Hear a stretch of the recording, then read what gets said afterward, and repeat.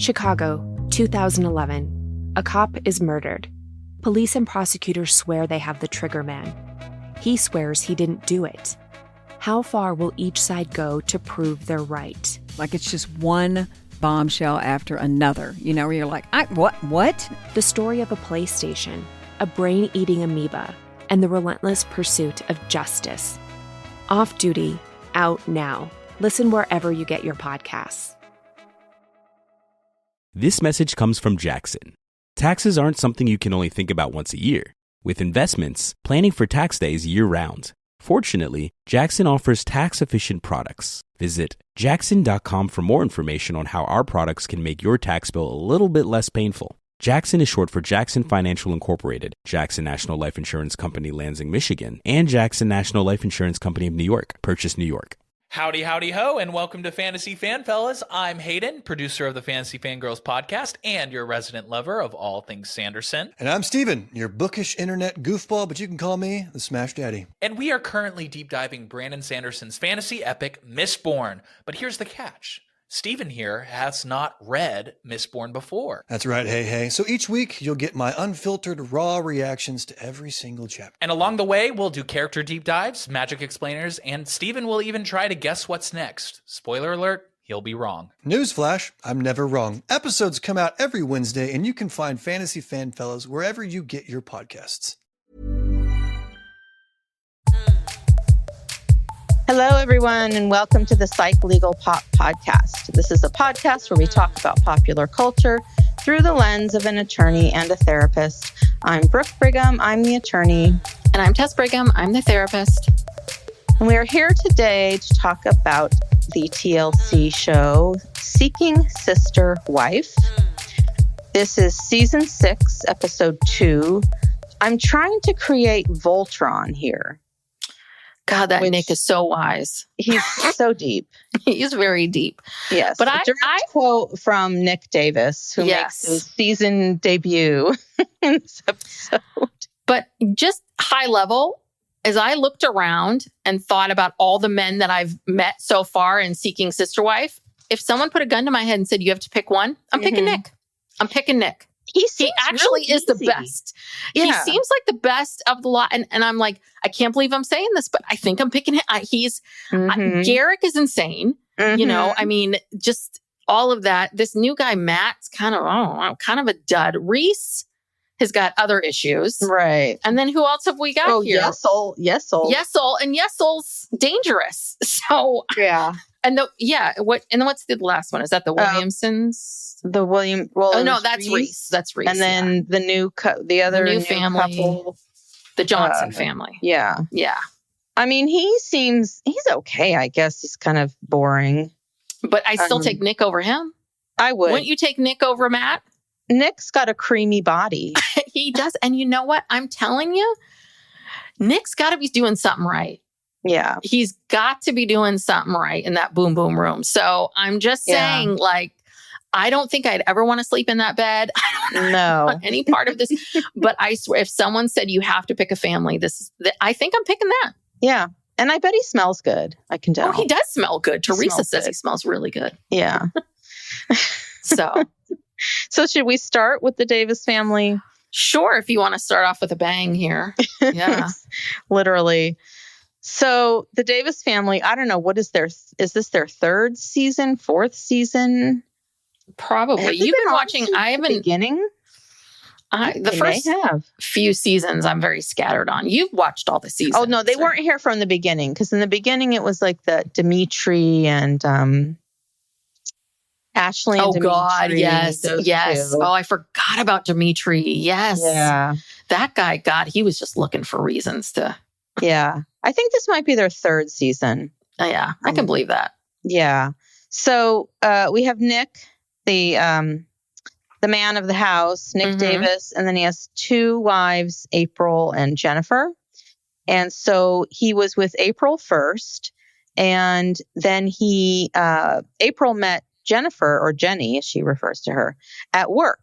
And they became friends, and then she introduced Jenny to Nick, and they all just hit it off and decided to, move Jenny in. And then April and Jenny got married, legally married to each other, because Nick likes it that way. Yes. And he wants his women to be financially independent. No, he wants them to be financially independent. So that they're married, I think that Nick's kind of seeing himself as I'm the one outside here. But that doesn't make sense because Nick doesn't work. Yes. He stays home, but he takes care of their daughter, Vera, who's like, I don't know, 3. But even before then, he didn't work because Nick needed time to stay at home and read encyclopedias. Yes. Read books, learn things, educate himself, better himself. And April and Jenny would just go to work and they support him. So that I think he just doesn't want to be financially tied to them, even though he has no job.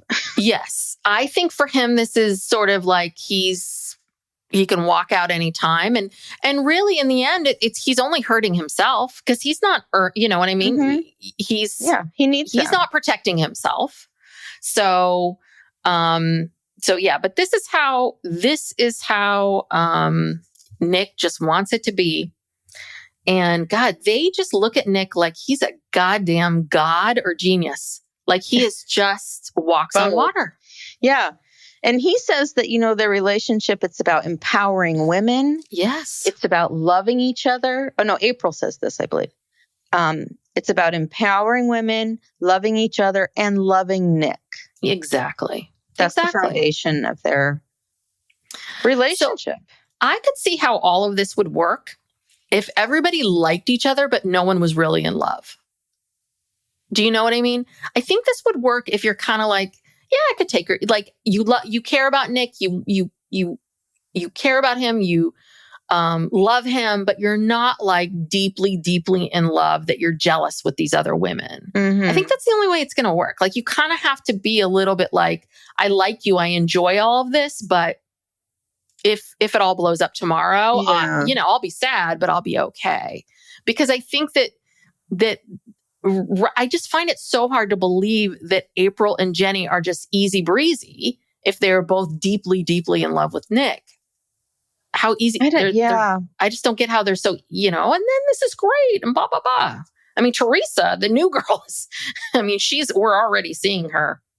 She's already having, some pangs of jealousy, and she's just the girlfriend. She's not even a wife. Yeah. And I also wonder too about April and Jenny. Like, you think they have a relationship? I kind of think so, but it's just, that's too much for TLC. They have to keep that on the down low. And here, maybe their real love is each other. Like it is possible. Like this is the person that I truly love. This is a person I don't want to see with anyone else, but Nick, come and go, that's possible too. Yeah, because getting legally married to each other, that's huge. And that's one of the things that turned Danielle off. Because they wanted to find someone for Danielle to legally marry. And she was like, wait a minute. She's not even picking these people. Nick is picking someone and then saying, oh, hey, do you think you could marry her? Yeah. Poor Danielle. So Danielle was with them for 2 years. And they said there were problems from the start. We saw that one time she kind of packed up her plants and everything and left. Yeah. Moved out of the house, but she came back. And she really did not want to add more sister wives. She did not want to get married to some random person. And I don't blame Danielle. And I'm happy she. Yeah. Danielle was never really committed to this. I think this was just sort of like, she was in an exploration phase, figuring some stuff out. So. True. So then here's the title of the episode is apparently there was some cartoon back in the day called Voltron.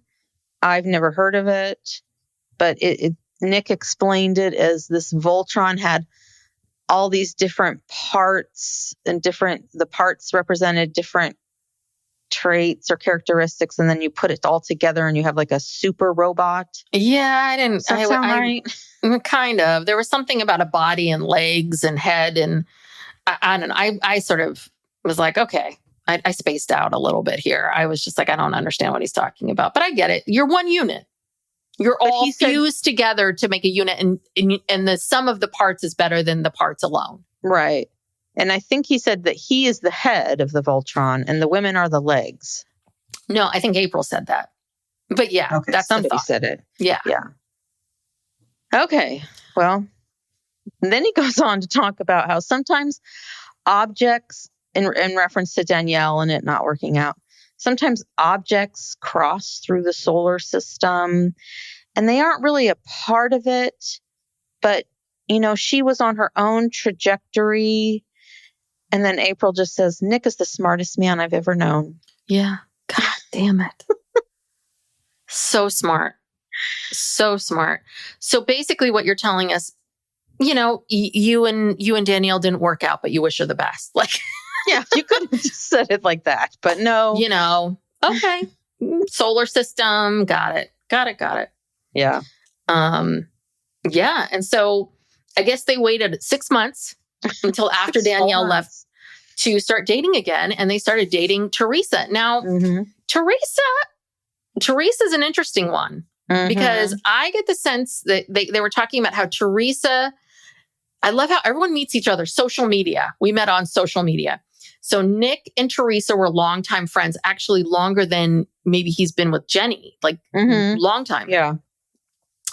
And they, so they met and they've been friends, but it was 6 months after Danielle left that she kind of said, hey, I want to be a part of this. I want to join the family. And Teresa works in HVAC and is a rapper. An aspiring rapper.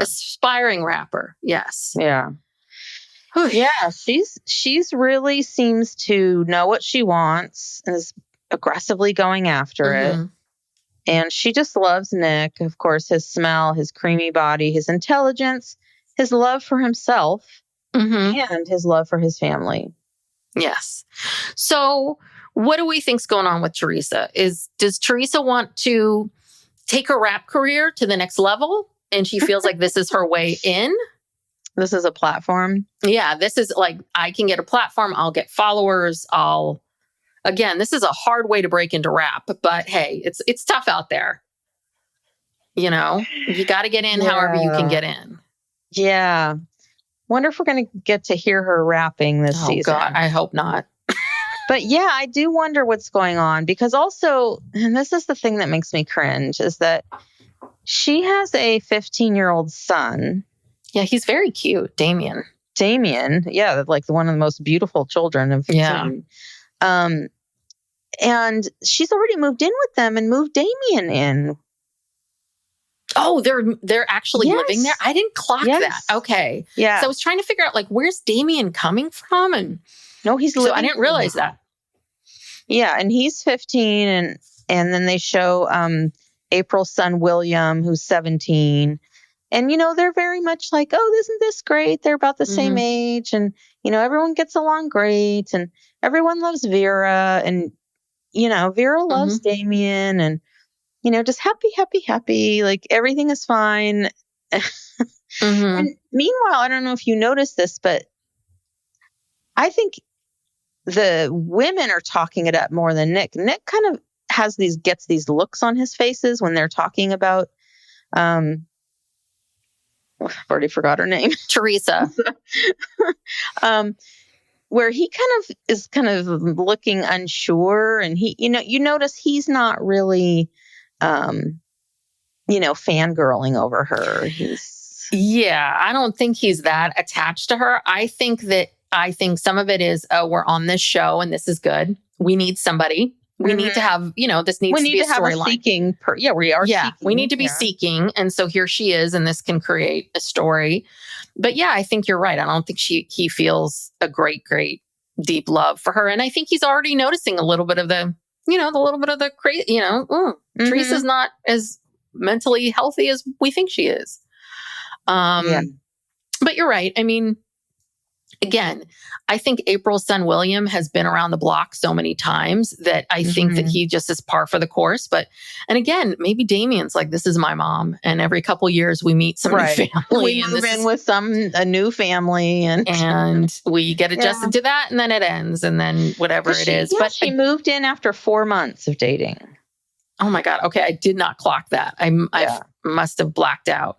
But again, you're not wrong in the sense that, Vera was attached to Danielle and now Danielle's gone. And so, Vera's not going to remember Danielle, but at some point she is going to start remembering people. Yeah. And so, how many more times are you going to do this? Yeah.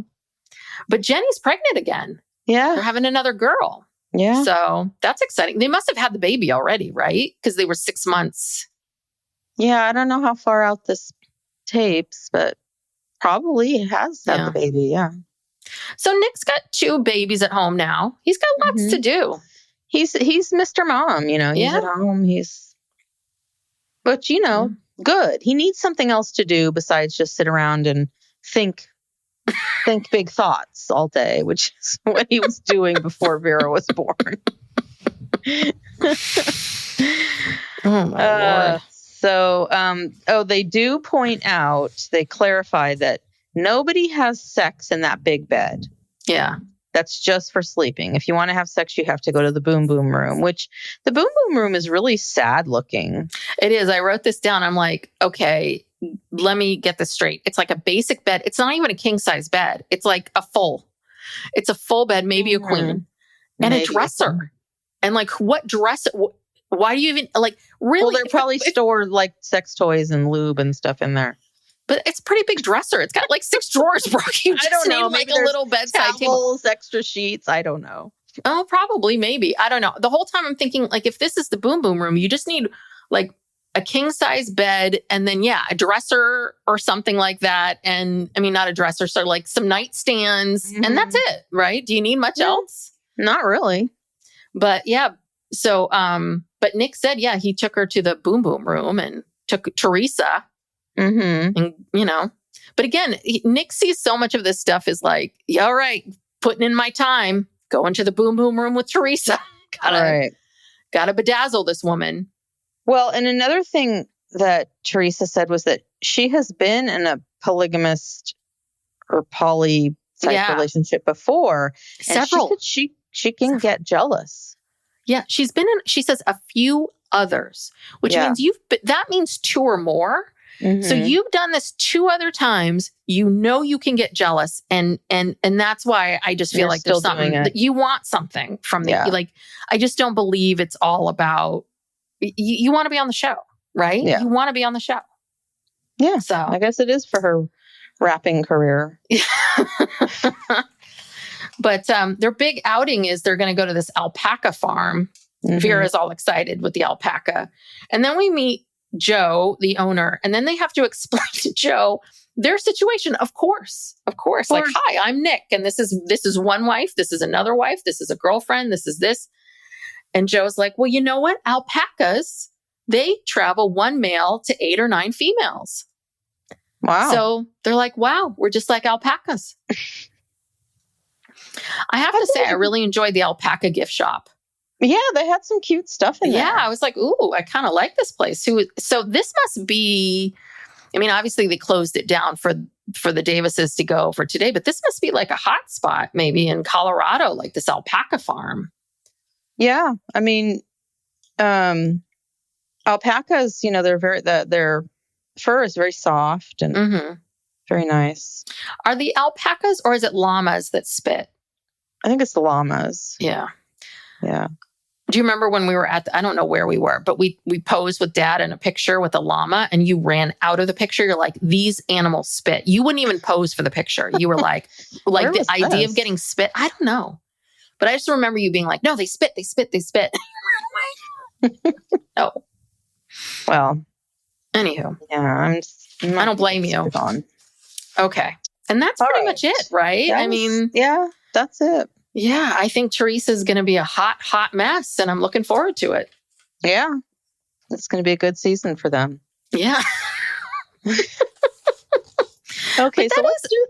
But no, I'm sorry. I just was thinking about Nick. You're right. Like, what is Nick's long game here? Because you aren't earning any money, so you're not in the job market. Like, what is your long-term plan here? Like, is he saving? I don't know. I do wonder about that. Like, I wonder if they do they give him an allowance, or does he keep that, or how does any of this work? I don't think it's any different than, a woman who is married and her husband works and she stays home and takes care of the family and the house and whatever. It's the same, I'm sure it's the same dynamic. Yeah, but he does not have any, because he's not legally married to either of these women. Oh, that's true. He doesn't have legal rights. Yeah. How do you don't? Well, he doesn't have legal rights to, like, who's on like alimony or like whose name's on the house, who owns the house. Right. Anyway, Nick can worry about that. He's got the time to think about that. That's his problem. Okay, so where do you want to go now? We have another new family. Yes, the Johnsons. The Johnsons, who I find these people interesting. Yeah. So they're from Providence, Rhode Island. We have Matthew, who's married to Anjelica, and then their I don't know what sister wife, whatever. I don't think they don't have any legal ties or spiritual ties. They don't live together or anything. Mm-hmm. But this is like their, I don't know, girlfriend, sister wife, whatever you want to call it. And that is Shanay. Yes. And they've been with Shanay for 3 years. Mm-hmm. And so Matthew and Anjelica Johnson, they have 2 kids, Harmony and Legend. They've been together for 14 years. And they tell the story of how they met. Doesn't Anjelica look like she's about 18? Yes, she looks very young. Because married together 14 years. So even if they met, like, she's got to be at the very least. She's in her mid-30s. Yeah. Oh my God. I mean, she looks so young. Yeah. And so she was working in a grocery store, and Matthew would come through her line and kind of, wink at her, or whatever, flirt with her. And so then one night she says she was fiending for some meat. Mm-hmm. So she looked him up on social media, and I guess she got some meat. Yeah. She was scrolling through going, who can get here fast? And Matthew can. Yeah. The guy from the grocery store. And I'm just like, gosh, because you're right. She looks so young and innocent. And then she's talking about fiending for some meat. Yeah. And then, and gosh, this blossomed into a beautiful marriage. Yeah. What a great story to tell your kids, Legend and Harmony, about how you guys. Yes. Yeah. And so she said that it's exhausting being someone's everything. Yeah. And she also said that growing up, she said she had no real friends. She was kind of a loner. And she was the one who brought up polygamy to Matthew because she needed a friend.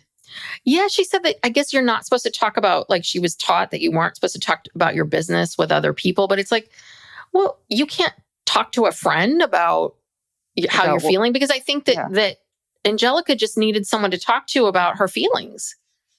And I'm like, so this person, you can't just find a friend. Does this woman have to date Matt too? Yeah, it's. I don't know. I don't know what happened in her childhood or what, but she's very. And now, of course, so they find Shanay, and now she is so emotionally dependent on Shanay. Mm-hmm. Like, you know what I mean? Like, this is her best friend. Mm-hmm. They look almost like twins. They have like the same hair, the same glasses. And I mean, I don't know. I worry about this because if Shanay leaves, what's going to happen to Anjelica? I don't know. Again, I don't feel like Anjelica I think she loves Matt, but I don't think she's in love with him. I think he checks some boxes, fills some needs, but I think that she might not, like, it is possible. Again, this is just a thought. It is possible that Anjelica might not be gay, but that she feels like she can connect more with women and she can have more of that kind of relationship, and that she can't connect on that same level with Matt, but she's attracted to men. Right. And maybe in her mind, it feels like it needs to be 2 separate people. Maybe this is just, I don't know. But did you clock that Matt? So apparently Anjelica was saying that and this was a little unclear of like, is this happening now or has this happened in the past, that Matt can go on dating apps and he can schedule dates, but he just needs to let her know, hey, you know, I'm on, you know, I'm going to schedule a date with this woman. But Shanay was sort of the first girl, you know, girlfriend of someone of girlfriend status. So that's interesting too. Like, how did we arrive here? Like, did they have an open marriage, or did Anjelica say, listen, you know, I can't handle you all the time and I'm fine if you want to go sleep with other people, so go. And then they came up with this idea of like, maybe this would be better or he found Shanay and she's so great. And I don't know. It's a little confusing about how all this is working. Yeah. Or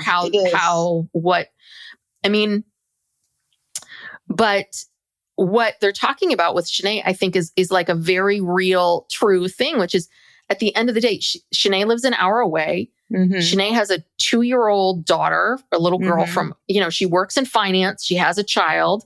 So between Anjelica and Matt and the fact that they both work and they have 2 young kids, and Shanay works full-time, a complicated job, and has a little girl, quite frankly, they don't have time for this. They don't, like, none of these people have time for this. They don't have time for extra people, even though I understand Angelica's feeling this way. It's like, but nobody has the bandwidth, really. Yeah. And I bet you that, because Anjelica was talking about how ideally, you know, Shanay would live on the same street as them. Yeah. And Matt can go back and forth, but I bet you she can't move because of the visitation or whatever with the father of the child. Yeah. Well, if they're in Rhode Island, maybe Shanay lives in, or if she's in finance, is she closer to New York City? Does she have to commute into New York? Is that why? Or yeah, you're right. Like, it could be maybe the father's in Massachusetts. Maybe he's in Connecticut. And they're like, no, you can't cross state lines. It's possible. Yeah, exactly. So this is the big problem, is that, you know, Shanay and Matthew don't have much of a relationship, it seems like. They can't really see each other. When they are together, they're just so exhausted. They just try to watch a movie or something and fall asleep. And, you know, and Shanay and Anjelica really, really do like each other. You know, they say they're great friends. But, you know, so then later, Shanay has a conversation with Matthew where she's talking about, you know, she basically can't live like this anymore. Yeah. And, you know, things have to change. And I'm just thinking, but what could be possibly changed that would make it better with all these constraints? Like, nothing. You know, clearly Shanay cannot move closer to you guys for a variety of reasons. So it's never going to happen. Nothing's going to change. Well, I'm also wondering too, if Matt is the one that's like, okay, well, Shanay, when you don't have your daughter, come down here to Providence. And I'm wondering if Shanay's like, you know what? You can come up here to wherever I am. Like, I wonder if that's part of it. Because she says, I feel like I'm an afterthought. And I do think that is, you know, again, I think that people think that it's the amount of time, like, or that, okay, you want me to be calling you all the time, or you want me to be spending all this time with you. And it's like, no, I want to feel like I'm a priority in your life, that if you're going to come and we're going to go out, it sounds like he's not planning anything. It sounds like he's like, well, let's turn on Netflix and chill. And then she's like passing out. Like, it sounds like he's already treating her like the wife he's had for 20 years. And she's a little bit like, you got to be kidding here. You know, I have little time for myself. So if I'm going to, you know, without my kid, I'm going to be here with you. I think that's the problem. I think Matt's kind of lazy. That's my thing. Because then later, you know, they go and they get a hotel room because that's the only way they can be alone. Like, if she's she's in Providence, you know, unless she's going to drive. I mean, she can't go stay at their house, you know, if they want to spend the night together. So then they're getting a hotel room. Yeah. So then it's almost like, you know, this is an affair or something. It's like, no, I don't see how this works. And I can't believe that they've been together for 3 years. Yeah. And made it work so far, or maybe not. Maybe it's never really worked. And this is the other problem. This is hard. They all have very young kids. They don't say the ages of Legend and Harmony, but I want to say 2, they look 3. like they were 3, 4, maybe. I mean, teeny tiny. And I feel like they said Shanay's daughter was 3. So that's the other part of it too, is I think that if they all had teenagers, I think this would be very different. I think, right? Like they all just have such young kids that, yes, it's exhausting. All of your time and energy is focused on them. Yeah. You don't have time. You don't have time for this. You should just go back to the apps. But I think that's the problem is that now Anjelica is invested. Yeah, it's her best friend. So, yes. It's her best friend. Why can't everyone feels like why can't we make friends? Why do we always have to have sister wives? Right. Why do we have to move people in and have, is it women are so insecure about their level of friendship, they also have to toss in, okay, you can sleep with my husband too? I don't know. So weird. Yeah. So weird. Yeah, I've never heard of this in real life. But. Well, and the other thing too is Anjelica drops the kids off she has a sister, Chastity. I'm like, why can't you and Chastity be friends? Right. Chastity doesn't. So when she's talking about being alone, I'm like, well, where was Chastity? Like, did you guys not grow up together? Like, so I also wonder if Anjelica is just like, she's just kind of a loner and it's hard for her to connect with people. And she connected with Shanay. Oh. I don't know. I don't know where these two are fascinating. But Matt is I find Matt like, wah, wah, wah. Yeah, he's not helping. He's not doing any heavy labor in this relationship. He's just kind of like, no. Matt is like, listen, he's hitting on women at the grocery store. The checker. he's not even the apps. Yeah, he's not even going and talking to women who went there. He's just like, oh, this checker is here. I'm going to keep going through her line. He's available for meat, sex anytime. I think he's just kind of rolling with the punches. Yeah. So, but yeah, Psych Legal Pop will be back after these messages.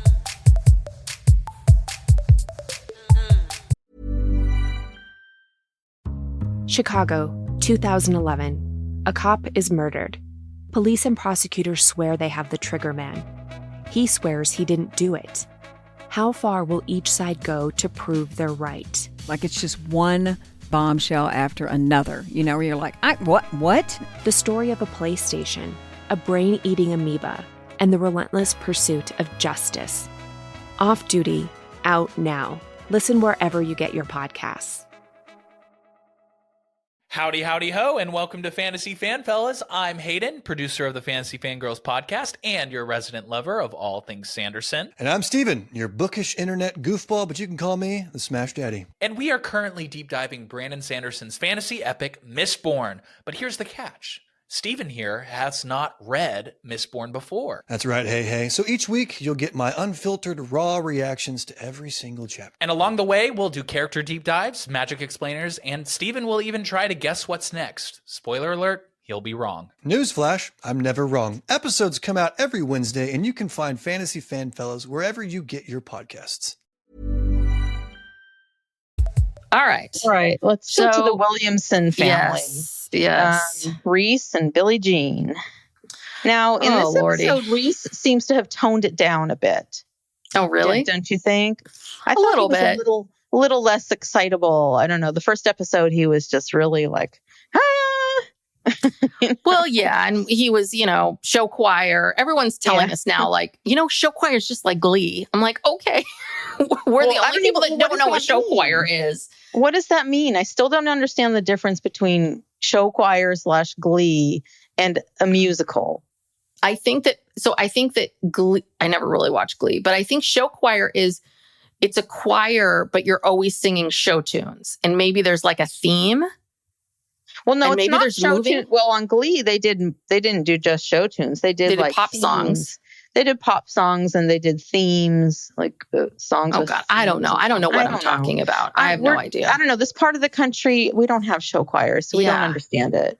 So, but anywho, no, I thought Reice was. I mean, seeing Reese's dad, you're like, oh God, Reed.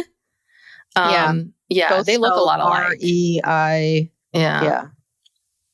Well, yeah, they're going to Meemaw's, which is actually Reese's mom. The kid's Meemaw. And so she knows about their seeking sister wife plan. So they're going to tell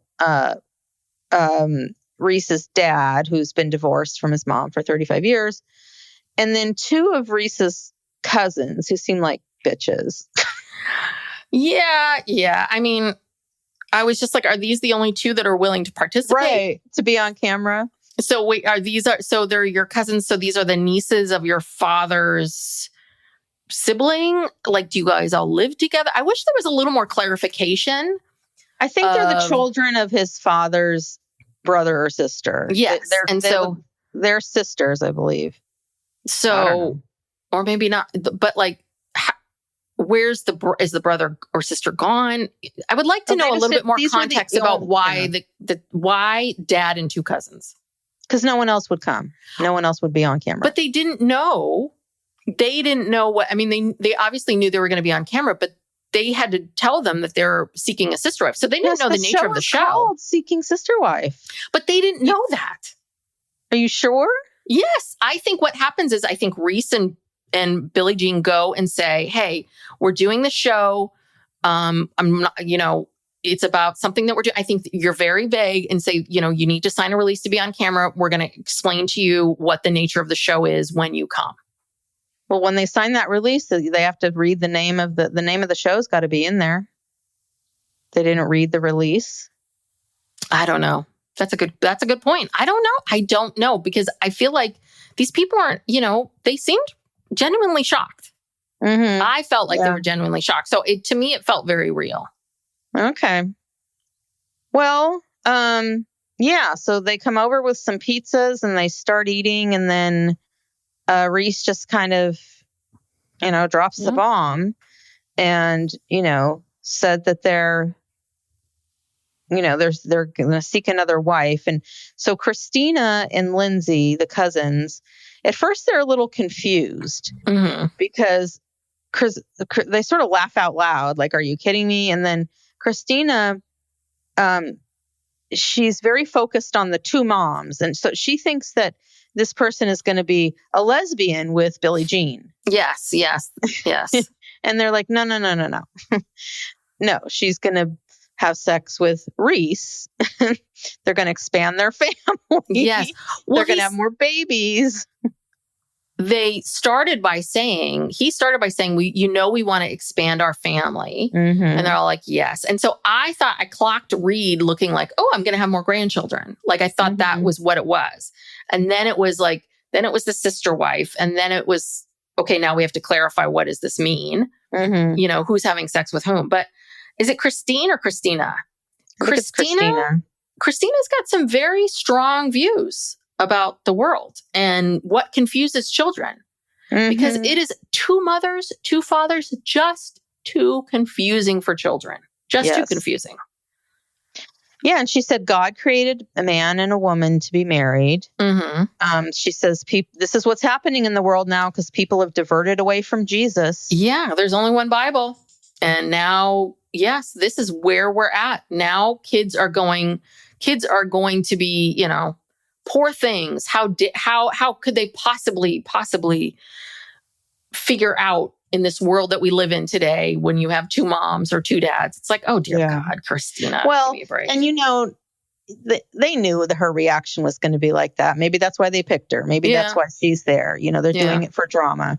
Although Billie Jean has this look on her face where she seems to look like genuinely hurt by what she's saying. And it's like, well, haven't you met her before? You know her views. They even say in the car going over there that, they think there's going to be Christina's going to have a problem with this. Yeah, of course. Of course, Christina was going to have a problem with it because you already know what her views are. Mm-hmm. Christina's like an interesting one because she seems like when she first starts to talk, she seems reasonable. And then all of a sudden it's like, but now you're confusing children in the home and God created man and woman. I'm like, oh dear God. Oh, it's happening. Mm-hmm. Oh, okay. This is it. Yeah. And then Lindsay actually asked a good question, which is that legal?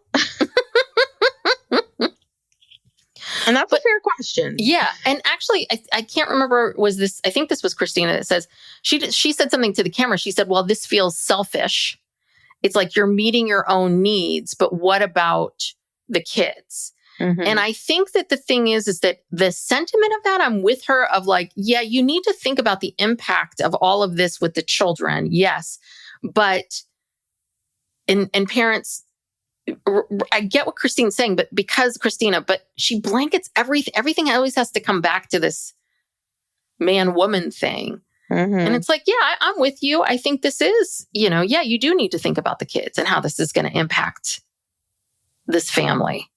Yeah. Because, yeah, what's the legality of it? Like, if you bring someone else in and you have a spiritual ceremony with them, what happens if then she has a baby with Reice and then she takes that baby and leaves? Like, yeah, I do think that's something to think about. And, so. Yeah.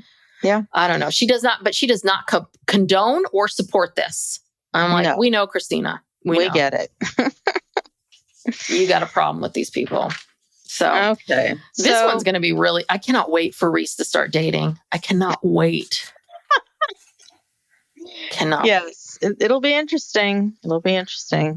Yes. Okay. So let's end with, the Merrifields, our favorites, the Merrifields. So they pull up to the Merrifield home after picking up, Lorrana from the airport. And she gets out of the car, and then Danielle's dad thinks it would be funny to jump out and scare her. Yeah, I was like, what is wrong with him? Like, why would you do this? You just met her. She just got here. Yeah. Yes. She doesn't even speak the language, for Christ's sakes. Yeah, so everyone is excited. I guess they've all video chatted with her before, but she's never met any of them except for Leia in person. And Danielle cries when Lorrana holds Leia. And, this is all just real. It's real. Finally, they have a sister wife in their home. Yes, it's happening. It's all happening. And the sons are there, Solomon and Jeremiah. And of course, they say, well, Solomon says, I think one girlfriend is enough. And Jeremiah, I think he agrees, but he's kind of hitting him saying, don't say that, he's trying to defend his parents. And obviously they've told him to, act like you support this. Yeah, I really want to know what Jeremiah and Solomon really think of their parents. Like, I would love to know. Because those two, I think, are just like, these people are wacky, but we go on a lot of great trips to Brazil. We live in this big house, and we're just enjoying our lives. Do you know what I mean? I get putting up with it. Yeah. Yeah, and I think they're like, our parents leave a lot. They're always, going off to Brazil. Sometimes we're with them. Sometimes we're not. I think those two are just like, oh, God, who cares? Mm-hmm. Now, so is this where they get into this whole sweet thing? So, boy, Garrick has really worked on Danielle, and really, really, really, because he has convinced her that these are her ideas. So the way it works in this household, though, to me, I think this is really weird because I'm assuming you have enough bedrooms where each person could have their own room. Of course they could. Garrick has the master suite that's on the first floor, and he does not move. And there's a sister room that is on the second floor, and that's shared by Lorrana and Danielle. But again, they're trading off being with Garrick, so they're never going to be sleeping in the room together, right? Ever. So, and I understand, like, you don't really maybe want to share a bed. So then why can't you have two rooms? Or is Garrick like, I cannot make love in the upstairs room. I need to be in my suite. I mean, I don't know. Is that his excuses or reasons? Well, Danielle explains that these are Garrick's words that he's put into her, but that he should be allowed, he's the king of his castle. So therefore he should not have to move around. He should be able to be in one place and be comfortable and have the women come to him. Yes. Okay. Yes. Which is kind of gross because are you changing the sheets every night, or whatever after? I don't know. Someone is coming in and out. And and it's almost like he's put these two girls. Well, he's treating them like girls. It's like he's putting these women in a bedroom that's not very big with matching beds. Like, what is this? The Brady Bunch? Like they can't have their own. Yeah. It's like a dormitory or something. Well, yeah, or like dorm. Yeah, or I don't know. It feels a little like trafficking a little bit. Do you know what I mean? Like, let's just throw all these everyone women sleeps in here. Yeah, everyone. When you're not with Garrick, you sleep in here like a harem. Yeah, it is. If they get another wife, what are they going to do? Put up some bunk beds in there? Yeah, I don't know. And so, and I don't know if this is some weird part of this, but again, I find it hard to believe you don't have another bedroom. Like, even if Garrick didn't want to leave his room, why can't? And I'm sure he convinced Danielle to make it like it needs to be fair. It has to be even, right? So how could it be that you and I share this big room and then we put Lorrana in a smaller room or somewhere else? But you guys have the money that you could build something if you wanted to. Like, there's a way around this so that you're adults. No adult woman wants to share a bedroom with someone. Right. I'm sorry. Well, unless like it's you said, partner. They'll never be sleeping in there together. But I mean, they have to have all their clothes in there. They have to get ready in there together. Like, again, is this a sorority house, a dorm? It's just like, these are grown women. They deserve their own bedroom. So this is just, Garrick is so creepy. I know. And he's talking about how it's been 6 hard, long years. And, now she's here and it's like a dream. In 6 hard years. How many women have you slept with? How many you've now slept with 3 different women. So it's been that rough for you? Yeah. And maybe there's more we don't even know about. Yeah, I'm sure there is. There is. But Lorrana, I'm sure is shocked by I don't know how big that house is, but she's just like, oh my God, just how big the house is. Yeah. She walk-in said she closet. grew up in she grew up in a small house. She said, but it was always clean. Your mother kept it very clean, but I'm sure she grew up in this very, very, very modest house compared to this. So, but it's Danielle's birthday. Yes. So we have to get ready for a party. And poor Sam and Samantha are back. I'm like, Sam and Sam are here. I mean, gosh, they're probably just thinking, and I don't think, have we ever seen their kids before? They come with No, I don't remember seeing their kids last time. Yeah. They're probably just like, oh my God, another season. Like, what is going to happen? There's actually somebody here now. Like, what is going on? Yeah. And immediately we hear how, Sam, who is Danielle's brother, so he's in business with Garrick and he's very worried about this. And he wants to get a prenup because Garrick is going to be legally married. Yes. To Lorrana. And if something happens, she could potentially get part of his business. Yeah. Well, I'm sure Sam sat him down when they said, okay, we're going to, we're doing another season of the show and we're going to do, I'm sure Sam was like, I am not showing up to the show. I'm not doing anything until you get a prenup. And I'm sure he is probably on, because he seemed annoyed on camera. I bet you anything Garrick's like, yes, I'm working. Absolutely.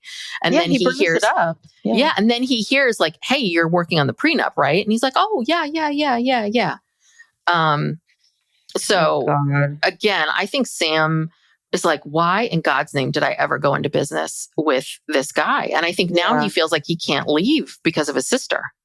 Do you know what I mean? And also it's his livelihood. It's his family's livelihood, that he's invested all of this into this business and he doesn't just want to walk away. But I'm just wondering, like, getting a lawsuit with Garrick, I don't know. I'm just wondering, like, who's the brains of? I feel like Sam's the brains of this operation. Can't Sam be like, you know what, we're separating and go into his own business? And does does he need Garrick that badly? I guess that's what I'm wondering. He's so focused on this extra wife. He's constantly running off to foreign countries. Like, I'm sure Sam's annoyed with him. Yeah. So. Yeah, and. He's commenting about Sam is commenting, I think it was him, about Lorrana, how, I think the producer asked him, well, how do you feel about her? And he's like, well, I don't know. It's hard to get emotion across with a translator app. Yeah. Yeah. And then did you hear this? That Sam says, he asks about the language barrier and Garrick's response is, yeah, she's going to have to learn quick. Yeah. She's going to have to learn the language real quick. She can't work. So very much so. Like, he is not going to bother to learn word one. Like, the only words I think he's learned are like, please, thank you, will you marry me? I could get grosser. But I mean, I think that's like the extent of the words that he's learned. Yeah. And he's saying that obviously she can't work for 3 to 6 months, until she gets her, her visa or whatever. Yeah. It's going to be longer than that. Yeah. And he's like, yeah. And we have to get married within 90 days and we got to get on that rapido. So he knows rapido, which I don't think is a Portuguese word. No.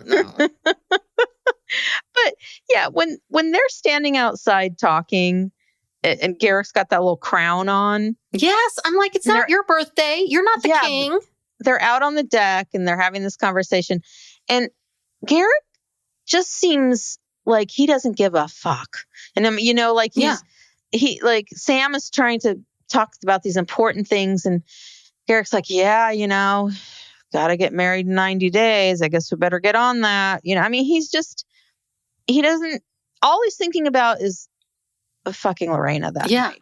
Well, and that's my point. That's why I'm wondering about Sam. Like, I'm wondering, like, why are you putting, like, Garrick comes from money, right? So do you think that, like, Garrick's family's money funds the business and that Sam's like, listen, he's an endless stream of cash, so I'll put up with all this stuff? Or that's what I'm wondering what Sam's, I understand they have this business and I understand unraveling it would be hard, but I mean, my God, if this was my business partner, I would be very nervous. Yeah. Very, very nervous. Well, I don't know about the money situation because I think Garrick comes from a family that has money and maybe they've been in that business, that construction kind of custom home business for a while. But then I've also heard that his family does not approve of what he's doing because, they are very religious people of a certain faith. I don't know what, and then when he came up with this bullshit, they were just like pissed off. And so I don't even think that they speak to him anymore. So I don't know if the money got cut off or I don't know.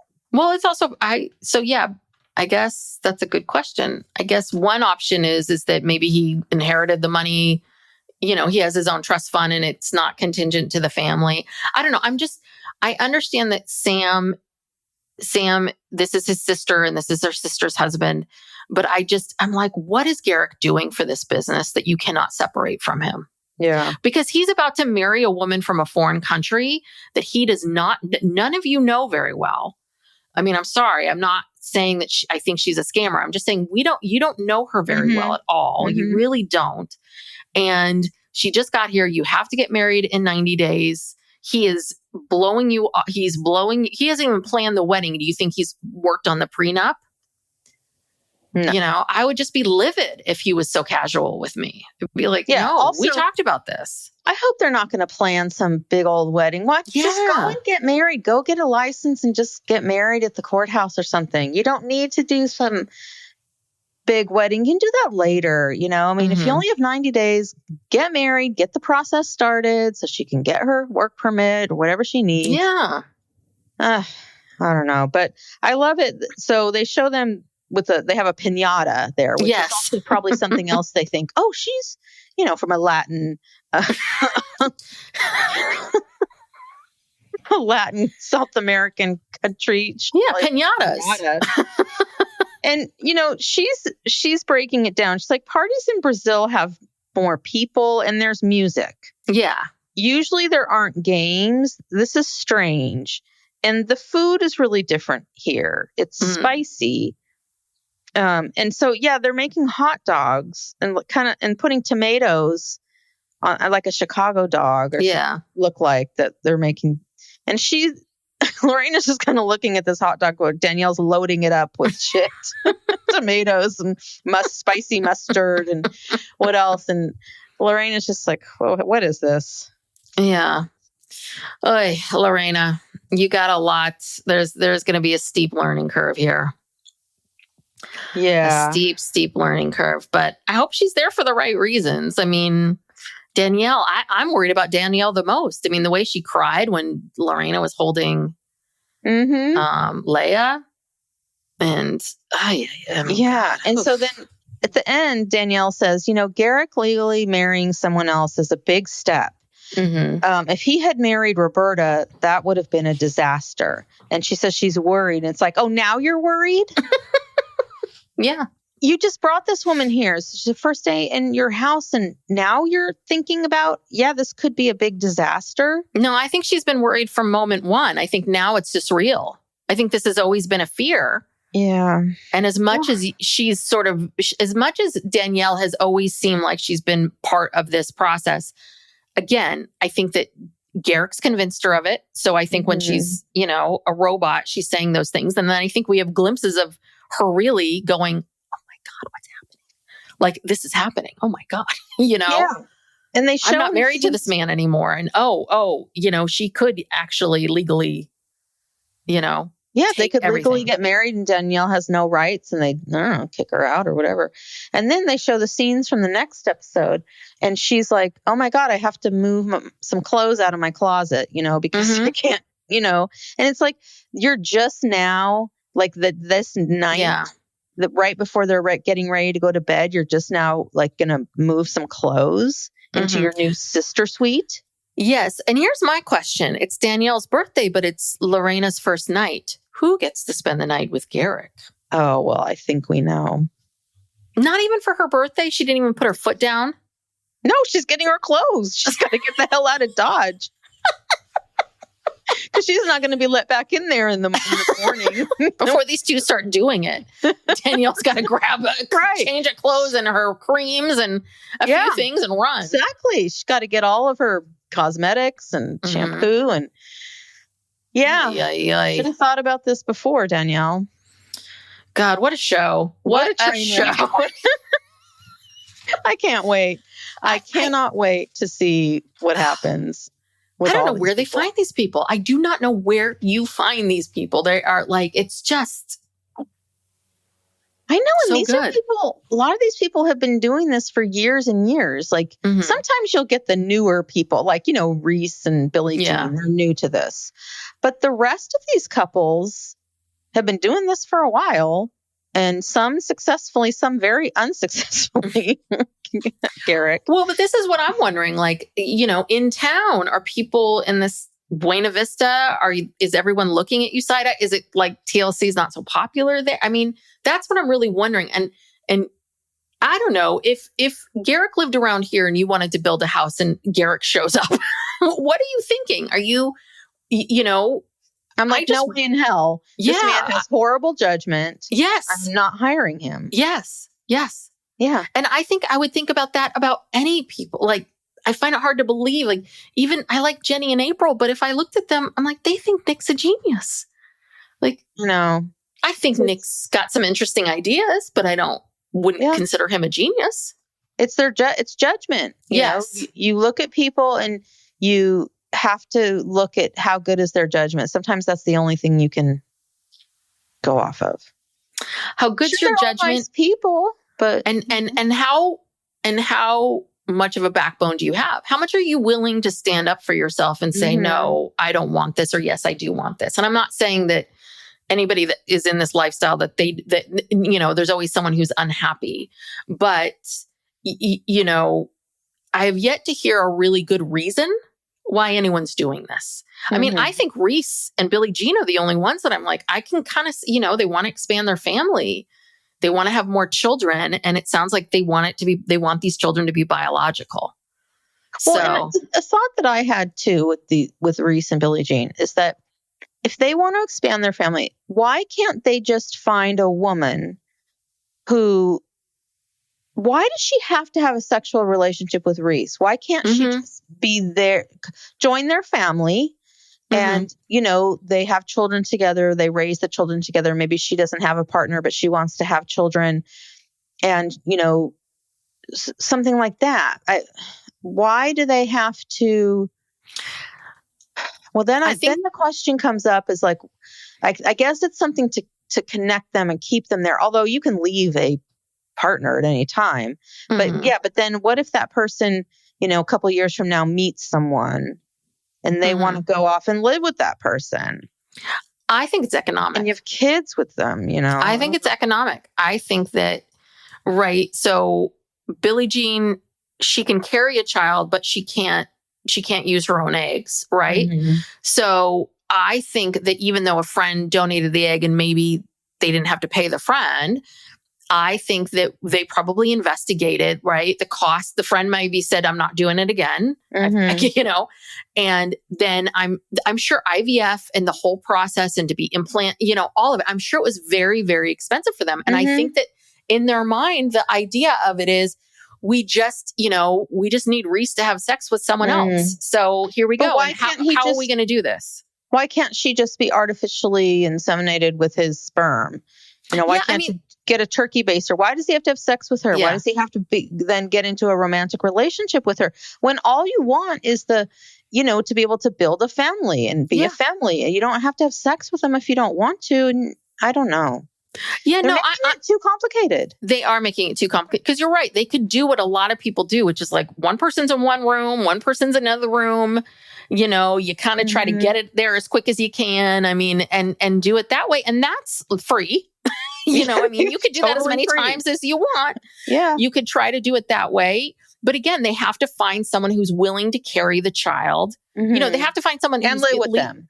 And live with them and do that. And I think that, and maybe they are too scared. Like, what if this woman runs off with, you know, God reads Reice's sperm, you know, that you know, what if this woman runs off with a baby? She could do that anyway. She could do that anyway. Yeah. She and Reice they could hook up, be in a relationship, have sex, you know, she becomes his sister wife and she could leave tomorrow. She could leave next year. She could leave in 5 years. Yeah. So I don't know. Yeah. Nothing's a guarantee. The thing that and this is what I wonder, which is why can't you adopt? Why can't you adopt? Like, what is the big, why? So people are so egotistical that they feel like this child has to have Reice's blood. I'm sorry, but like, really? Yeah. You guys have 2 biological children. Yeah. It's enough. Go and adopt some children out of foster care. I mean, that's what you want. I mean, that's what I would have done if I knew I wanted to have a baby. If I wasn't able to, that's what I would have done. I mean, come on. You're going to go through all of this. Yeah. Yeah. Yeah. And adopting children is difficult and stressful. Doing this is difficult and stressful. But yeah, God, we sound like Christina now. It's not good for the children. No. What are the children going to think? I mean, a woman and a woman and a man. What are these children going to think? Woman, man. It's confusing. It's confusing. It's very confusing. Children. It's supposed to be a man and a woman. How dare they? This is the country's falling apart. Okay. Well, another fun episode. Yes. Your wife. So we'll be back next week, same time, same place. If you'd like to support the podcast, we would appreciate it if you subscribe, tell a friend, give us a 5-star rating or review. If you want more from us, you can visit our Patreon. You can join at 2 different tiers, $5 tier, $8 tier for bonus content. And right now we are on our $8 tier. We're doing a special book club. We are reading Christine. Now let me get the name right. Christine Brown Woolley's memoir. And we're about halfway through that. So that's on the $8 tier. You get both tiers. You get a weekly bonus episode. You get all of the free episodes ad free. And on the $8 tier, we have 2 additional bonus episodes every month, a true crime and an Ask Us Anything. You can visit us on all the social medias. We are on YouTube. If you're watching us on YouTube, I apologize for my lighting. I look like I'm sitting in the dark. Winter is coming. Yes, it is. Winter is coming. The sun is going down. I have terrible lighting in my whole house, quite frankly. Well, global warming is absolutely real because now it is muggy in the Bay Area. It has never, ever, ever been muggy. Ever, ever. Like we grew up in this climate. And what is happening right now is bizarre. Yeah. So But we will survive. We will. Yes, we will keep going. We'll keep going. We'll keep recapping this madness. Whatever's happening in the house. The earth is burning. Yes. But we need to talk about the Davis family. That's right. So thank you everyone for tuning in, and see you soon, hopefully. Bye.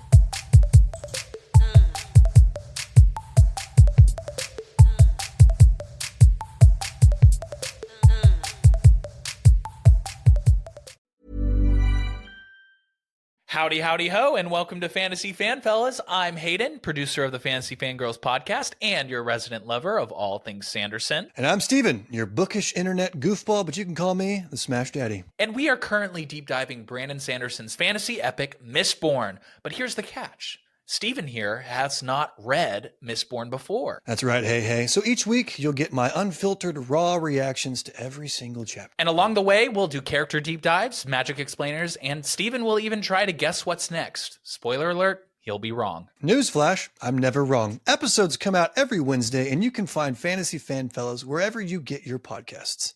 Over 90 of the top 100 U.S. accounting firms trust Bill to simplify and secure bill pay. That's proven financial infrastructure built on over $1 trillion of secure payments. Visit Bill.com/proven for a special offer.